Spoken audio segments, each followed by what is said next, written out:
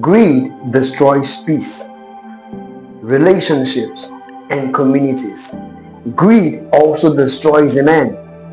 In this video, I will be teaching you on the effect of greed, or you can say greed and its effect.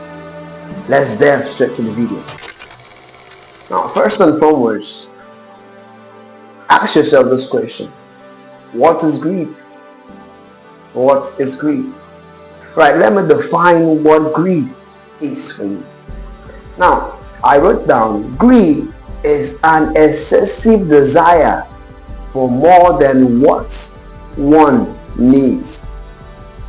I say greed is an excess desire for more than what one needs, especially wealth, possession, or powers. That is to say that greed is an excessive want. You have this thing already and you're still wanting for more. Excessive wants.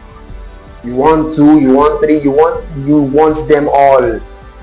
Excessive desire, especially when it comes to wealth, possession, power, especially in the political sector. You see the politicians desiring for powers, and once you give them this power, they abuse it. They want the power just so that they can pay back, to people or to this other person what this person did and all that. And some of them want this power so that they can accumulate wealth for themselves. Greed. Even in the Bible, about the story of King Ahab and Naboth. The king had many. The king was in power. The king had lots of possessions, but he was just still looking at the vineyard of Naboth. Greed. And because he talks to the guy, and the guy was like, no, this land was given to me by my ancestors, and because of that, it won't be possible for me to release this land to you. And annoyance came in. And Ahab was just looking for a way to take that land from Naboth. He was depressed, and told it to his wife Jezebel, and Jezebel was the one that had to strategize all the evil plans that they had to carry out on the Naboth. He accused him wrongly, and Naboth was killed. He took over the land. Greed.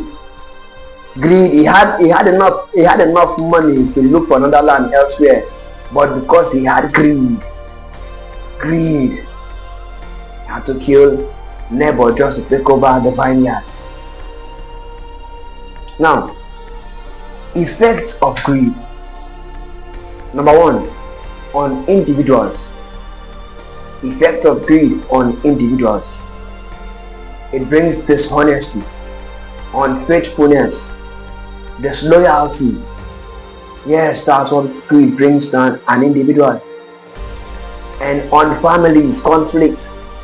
You see the husband being greedy, the wife being greedy. Come on, there will be conflicts in that family. The children being greedy, there will be conflicts, there will be disagreement, there will be fights going on in that family. It also affects communities. And when there's greed in a community, that community cannot develop. For example, the NDDC, is trying to bring in solar lights, like street lights for the community, but because of greed, probably NDDC decided to donate like 500 solar poles, but because of greed among the community leaders, among the elders, they will be like, okay, we are not going to distribute the whole 500. We will distribute 300, or we'll distribute 200, sell 300 and use the money for ourselves. Selfish desires, greed. Meanwhile, if they had put 500 solar lights in the community. It will bring light to the community, to bring development. People will want to move into a community where there's light. So greed has an effect on families, on individual, and on communities also. God wants us to be contented with what we have. True contentment comes from God, not possession. Faithfulness to God requires rejection to selfish desires.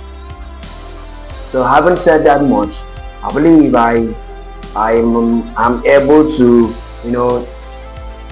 describe to you, define to you, and also give you the effect of greed, that you may abstain from greed and live that contentment life, that life that God wants you to live. So until I come your way again, I remain your host, Johnny Abbas.